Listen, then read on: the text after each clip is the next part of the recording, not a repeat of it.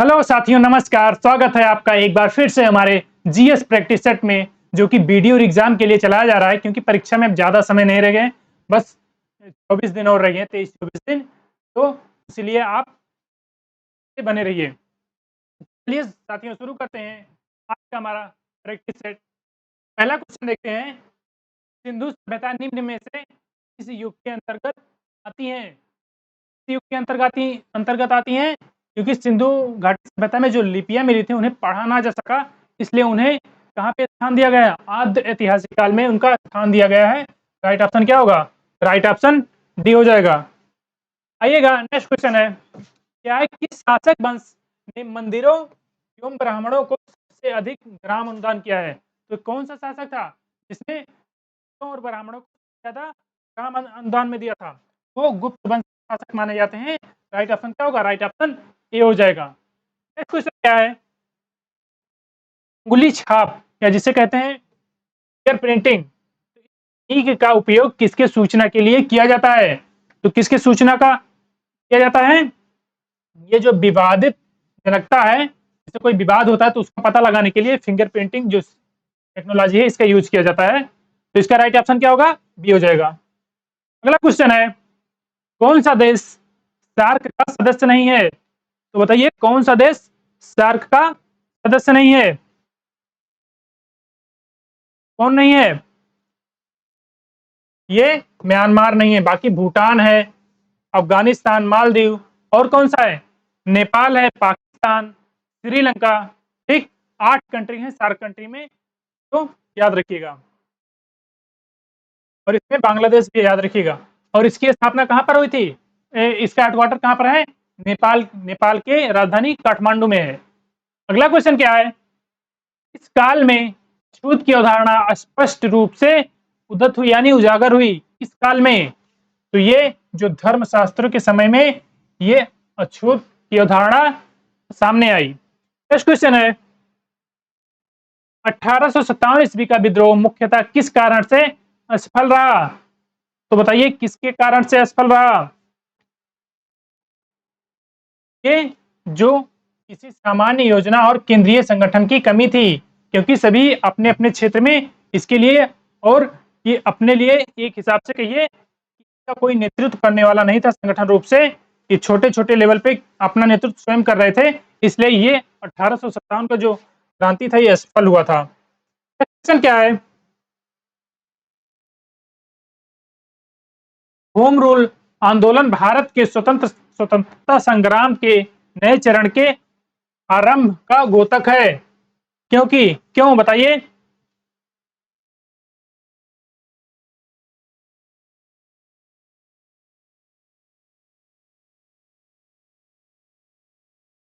बताइए साथियों, इसमें कौन सा हो जाएगा? इसका आंसर क्या हो जाएगा? इसमें जो है, इसने देश के सामने स्वशासन की एक ठोस योजना रखी। ठीक है, क्योंकि होम रूल लीग जो चलाया गया था मद्रास में, यानी बेसेंट के द्वारा और बाकी बाल गंगाधर तिलक के द्वारा, तो उनमें कहा गया कि जो अंग्रेज शासन कर रहे हैं करने दीजिए, लेकिन वो एक स्वशासन की एक ठोस योजना लाई जाए। इसे प्रशासन की एक ठोस योजना लाकर बढ़िया संचालन किया जाए, प्रशासन किया जाए, तो इसलिए ऑप्शन ए इसका राइट हो जाएगा। नेक्स्ट क्वेश्चन क्या है? नेक्स्ट क्वेश्चन हमारा है, भारत की सर्वाधिक वर्षा मुख्यतः प्राप्त होती है? तो बताइए, भारत की सर्वाधिक वर्षा जो है ये कहां से प्राप्त होती है? तो देखिए, किससे? ये दक्षिण पूर्वी मानसून से ये प्राप्त होती है, क्योंकि जो उत्तर पश्चिमी जो क्षेत्र है वहां पर दबाव पड़ता है, तो यहाँ पर जो दक्षिण पूर्वी मानसून यहाँ पर आता है, और इसका 2 शाखाओं में बढ़ जाता है। किस किस में? एक तो अरब सागर में चला जाता है, और दूसरा कहां जाता है? अरब सागर, और दूसरा बंगाल की खाड़ी में। बंगाल की खाड़ी में। क्वेश्चन है, हिंद महासागर और लाल महासागर को कौन सी जल संधि जोड़ती है? तो बताइए, हिंद महासागर और लाल महासागर को कौन सी जल संधि जोड़ती है? तो बताइए, कौन सी हो जाएगी? ये बाब-अल मंडल है, बाब-अल मंदेब लिखा है, लेकिन बाब-अल मंडल कहते हैं इसे। तो ये जो है, ये किसे जोड़ता है? हिंद महासागर यानी इंडियन ओशियन और रेड सी को जोड़ता है। और बासबोरस ये किसे जोड़ता है? बासबोरस जो है ये किसे जोड़ता है साथियों?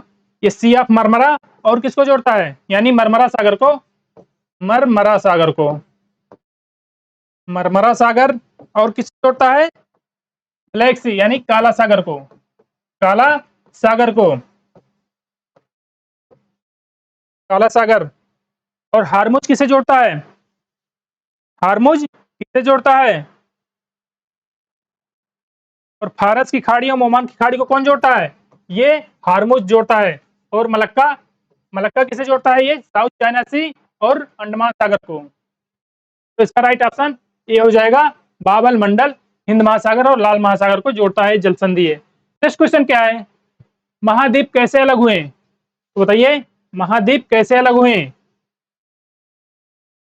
तो ये देखिए ऑप्शन इसमें है, ये दो ऑप्शन इधर भी है। तो किससे अलग हुए? ये विवर्तनिक क्रिया के कारण हुआ, प्लेट विवर्तनिक क्रिया के कारण ये जो महाद्वीप हैं अलग हुए। नेक्स्ट क्वेश्चन है, अमेरिकी राष्ट्रपति के निर्वाचन हेतु गठित निर्वाचक मंडल के सदस्य होते हैं। तो बताइए कौन से सदस्य होते हैं? तो इनमें ऑप्शन में नहीं है, तो इनमें से कोई नहीं, इनमें से कोई नहीं। नेक्स्ट क्वेश्चन है, भारत में निम्नलिखित में से किस राज्य में नगरीय घनत्व सर्वाधिक है? तो बताइए साथियों, ये जो नगरीय नगरीय घनत्व है इसमें सर्वाधिक है। तो ये कहाँ पर है? मुंबई महाराष्ट्र में, महाराष्ट्र में सर्वाधिक है। कितने हैं? ये 5,594, 5,594। नेक्स्ट क्वेश्चन है, तकला मकान मरुस्थल किस देश में है? ये तकला मकान कहाँ पर पड़ेगा? ये पड़ेगा चाइना में, चाइना में तकला मकान। क्या होगा? ये हो जाएगा।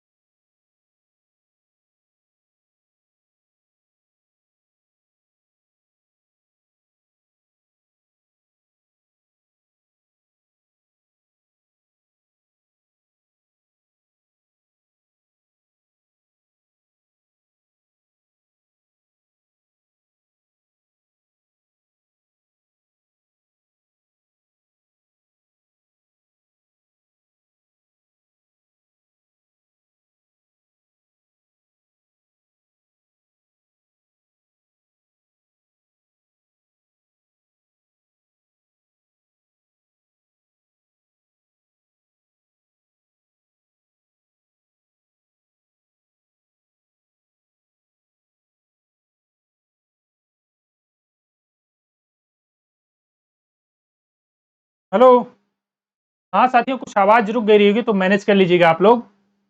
देखते हैं क्या हमारा रहता है।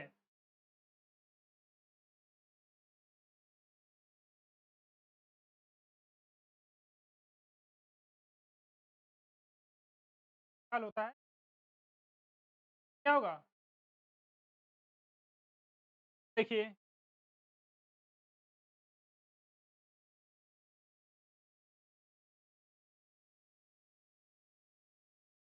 इसका आंसर क्या हो जाएगा? ऑप्शन सही। ये जब राष्ट्रपति अपने पद ग्रहण जिस तिथि से करते हैं उसी तिथि से उनका कार्यकाल जुड़ना शुरू हो जाता है 5 वर्षों के लिए। नेक्स्ट क्वेश्चन क्या है?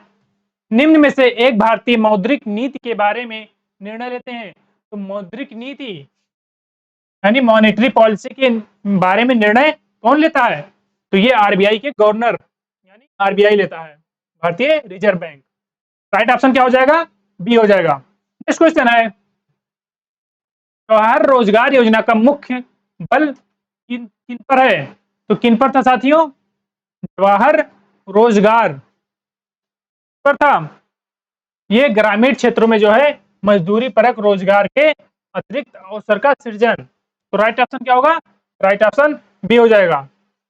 क्वेश्चन देखिए, मनुष्य के लिए शोर की सह सीमा करीब करीब होती है। तो मनुष्य का जो कान सुनने की क्षमता होती है वो लगभग कितना होता है?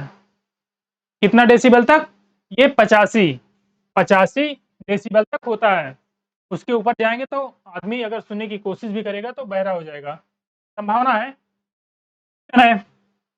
और जो साधारण बातचीत करते हैं उसमें कितना होता है? लगभग 30 से 40 डेसिबल तक। और अगर तेज से बात करेंगे तो 50 से 60। बाकी जेट विमान का कितना होता है? 140 से 150 तक, 140 से 150 तक। तो राइट ऑप्शन इसका क्या होगा? राइट ऑप्शन बी हो जाएगा। देखिए, पसीने का मुख्य उपयोग है, तो शरीर से पसीना क्यों निकलता है? क्योंकि गर्मी जब लगती है तो शरीर का ताप जो है बैलेंस करने के लिए, नियंत्रित करने के लिए शरीर से पसीना निकलता है, ठंडियों में नहीं निकलता।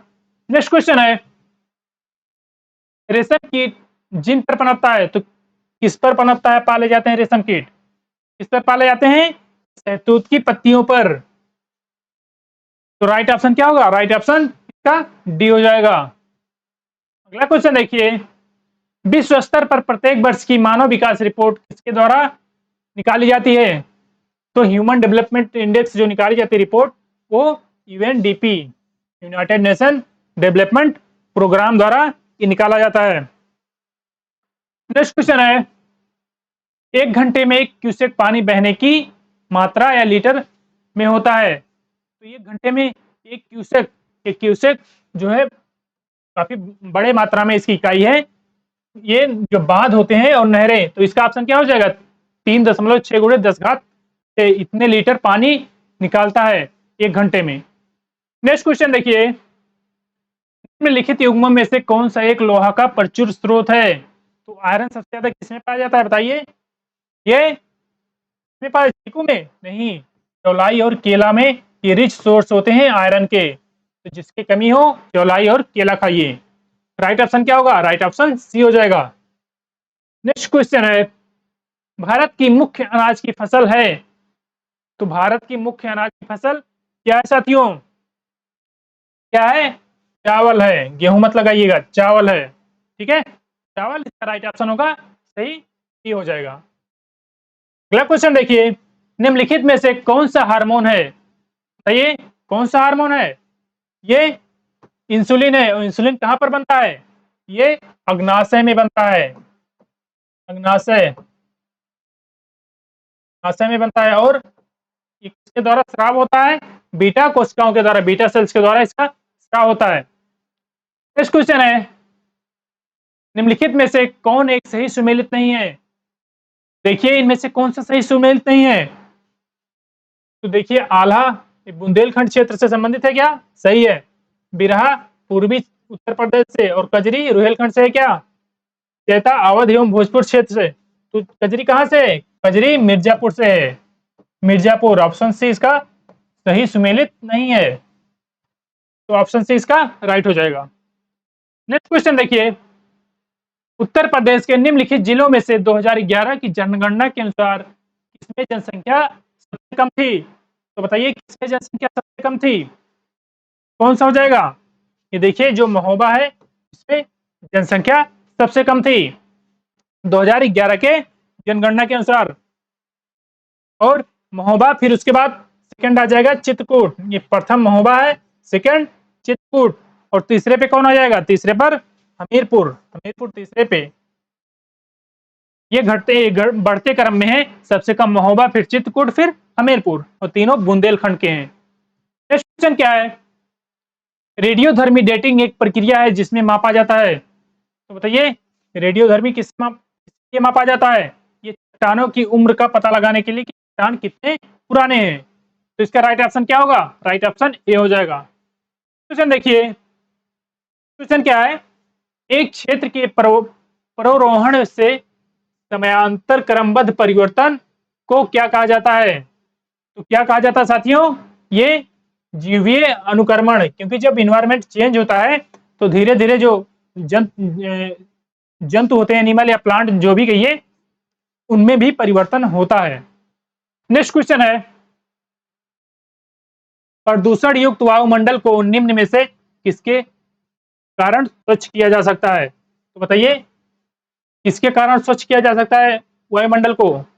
इनमें से ऑक्सीजन छोड़ देंगे, क्योंकि सोचते हैं ऑक्सीजन कम हो गया, लेकिन क्या होता है, ये वर्षा के कारण जो जो उसमें जहरीले विषाक्त पदार्थ होते हैं, धूल कण जो उड़े रहते हैं, तो बारिश के कारण वो खत्म हो जाते हैं। इसलिए तो बारिश के बाद देखिए मौसम कितना सुहाना बना रहता है। क्यों? क्योंकि कोई प्रदूषण होता नहीं वातावरण में, तो इसके कारण बहुत मौसम सुहाना लगता है। तो किससे हो जाएगा? वर्षा से। नेक्स्ट क्वेश्चन क्या है?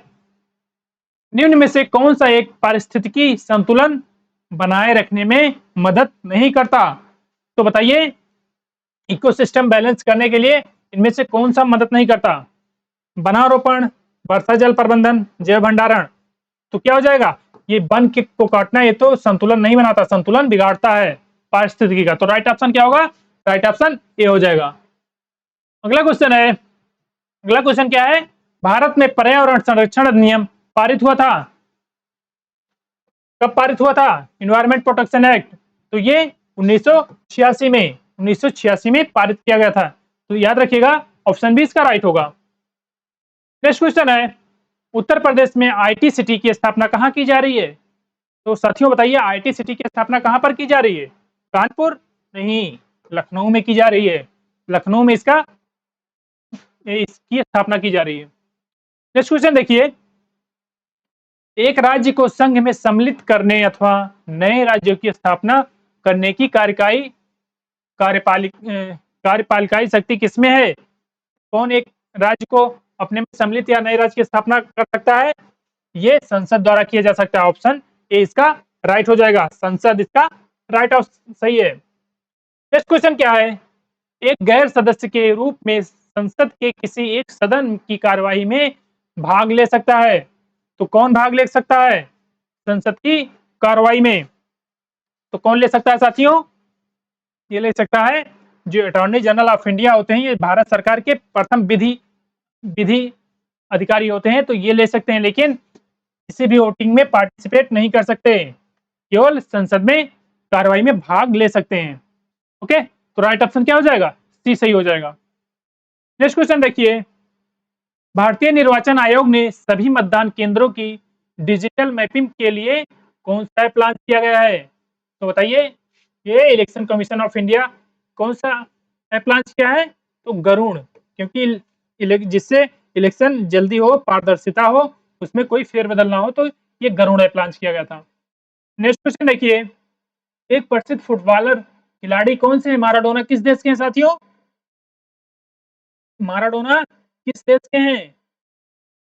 ये अर्जेंटीना की अभी फीफा कौन जीता?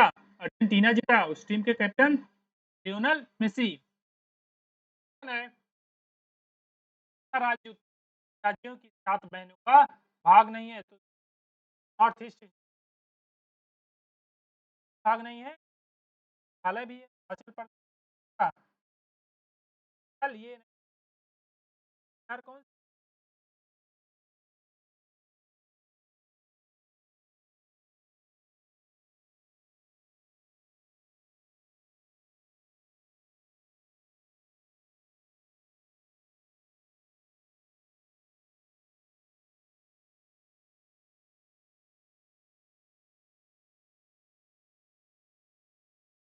बताइए, किसे गुरुदेव के नाम से जाना जाता है? गुरुदेव रविन्द्रनाथ टैगोर।